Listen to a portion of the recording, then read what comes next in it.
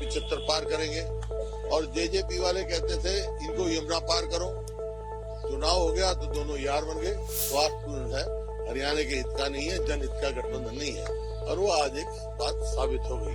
एक और समझौता हो गया है गठबंधन तोड़ने का, तो लोगों को गुमराह करने का। चुनाव के ठीक समय पहले वो अपनी स्वयं चुनावी हार मान चुके हैं। मैं कहता हूं कि तुरंत हरियाणा में राष्ट्रपति शासन लागू होना चाहिए और चुनाव में चले जाना। प्रधानमंत्री जी ये कैसे कहते कि 5 साल इन्होंने हरियाणा बर्बाद कर दिया। देखिए, जो आज घटनाक्रम हुआ है हरियाणा में, ये 2019 में जब ये गठबंधन की सरकार बनी थी, उस समय मैंने ये कहा था कि जो गठबंधन है ये कोई पॉलिसीज पे बेस्ड नहीं है, कोई पॉलिसीज पे बेस्ड नहीं है, नैतिकता पे बेस्ड नहीं है। ये एक किस्म से ठगबंधन है। क्योंकि चुनाव में बीजेपी तो कहती थी हम 75 पार करेंगे, और जेजेपी वाले कहते थे इनको यमुना पार करो। चुनाव हो गया तो दोनों यार बन गए अपने उसके लिए, हरियाणा को ठगने के लिए।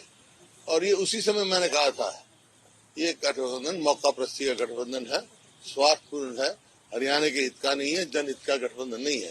और वो आज एक बात साबित हो गई। और इस मामले में जो आज गठबंधन टूटा है, आपको याद होगा प्रेस कॉन्फ्रेंस में मैंने भी कहा, दीपेंद्र ने पब्लिक मीटिंग में कहा कि एक और समझौता हो गया है गठबंधन तोड़ने का, तो लोगों को गुमराह करने का। क्योंकि इस 5 साल में हर वर्ग इस सरकार से विमुख हो चुका है, कोई जनहित का काम कार्य नहीं किया, तो उसमें ये अपनी एंटी इनकम्बेंसी को छुपाने का प्रयास कर रहे हैं। तो ये लोग समझ चुके हैं। और आज जो हुआ गठबंधन हुआ, ये मनोहर लाल जी चीफ मिनिस्टर और डिप्टी चीफ मिनिस्टर दुष्यंत बने। आज दोनों गए, चीफ मिनिस्टर से रिजाइन किया, डिप्टी चीफ मिनिस्टर भी गए। तो इसका मतलब चुनाव के ठीक समय पहले वो अपनी स्वयं चुनावी हार मान चुके हैं, मॉरली डिफीट हो चुके हैं। नैतिकता के तौर पे इस पार्टी को कुछ भी सरकार में रहने का कोई अधिकार नहीं है। मैं कहता हूं कि तुरंत हरियाणा में राष्ट्रपति शासन लागू होना चाहिए और चुनाव में चले जाना। आप चाहते हैं सर कि लोकसभा चुनाव के साथ ही हरियाणा के विधानसभा राष्ट्रपति शासन होना चाहिए, चुनाव में जाना चाहिए। राष्ट्रपति शासन हो जाए वो तो मर्जी है, पहले कराए बात करें, उसका कोई नियम तैयार है। लेकिन ये मौजूदा सरकार जो है अपना मॉरल वो खो चुकी है। हुड्डा साहब, आपको क्या लगता है खट्टर साहब को क्यों जाना पड़ा? मैं बता चुका हूँ, फेलियर ऑफ गवर्नमेंट। जो गठबंधन था वो कोई पॉलिसीज पे आधारित नहीं था। और आज जो इन्होंने 5 साल में जो हुआ है, बाई इलेक्शन में भी हम जीते हैं। हर वर्ग, चाहे वो किसान है, 750 किसान जो है यहाँ हरियाणा में उनकी मौत हुई। एमएसपी की बात, जो वायदे इन्होंने किए थे घोषणा पत्र में, कोई भी पूरा नहीं किया गया। जेजेपी ने कहा कि 5100 रुपए पेंशन करेंगे बुजुर्गों की जब हम समझौता करेंगे, कोई वो नहीं हुआ। तो इस किस्म से कोई भी एक भी घोषणा पत्र लागू नहीं हुआ इनका। तो आज सिर्फ अपने एंटी इनकम्बेंसी को बचाने के लिए और लोगों का ध्यान दूसरी ओर आकर्षित करने के लिए ये है इनकी मिली भगत है, और लोग इस बात को समझ चुके हैं। ओबीसी चेहरा है वो एक, क्या आपको लगता है कि आने वाले दिनों में जो लोकसभा चुनाव आ रहे हैं उन पर भी एक इम्पैक्ट पड़ेगा? क्योंकि कांग्रेस भी ओबीसी, देखिए चेहरे सबके है, ओबीसी चेहरा है, अच्छी बात है, लेकिन कास्ट कंसेंसस तो नहीं करते, सेंसस तो नहीं मान रहे। अगर यही सबके हितैषी है तो कास्ट सेंसस क्यों नहीं करते? ये सब पता लग जाएगा। तो ये तो पार्टी के अध्यक्ष भी थे, तो नई बात थोड़ी। समझना चाह रहे हैं कि हाँ, वो तो प्रजातंत्र में तो सबका अधिकार है, कांग्रेस पार्टी सबके साथ है, लेकिन इनका तो ये काफी पर्दाफाश हुआ है। भाई ये क्लेम करते हैं तो कास्ट सेंसस क्यों नहीं करते?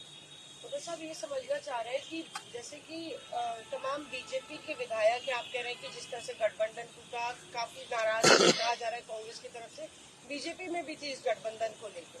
तो क्या बीजेपी के कुछ विधायक आपके टच में है? आप कह रहे हैं राष्ट्रपति शासन लागू होना चाहिए, नैतिक आधार खो चुके, क्या संख्या बल भी नहीं है बीजेपी के पास? देखिए, संख्या बल का मैं नहीं कहता हूँ, संख्या बल की बात जो नहीं, मॉरल अथॉरिटी वो खो चुके। बीजेपी के विधायक टच में आपके? ये तो राजनीति में कौन किसके टच में है इस बात की तो कोई चर्चा नहीं, लेकिन जहाँ तक सवाल है इस बात का, उनसे कोई मतलब नहीं है। मॉरल अथॉरिटी ये खो चुके। सर दोबारा चुनाव करवाने की क्या आप लोग की बात?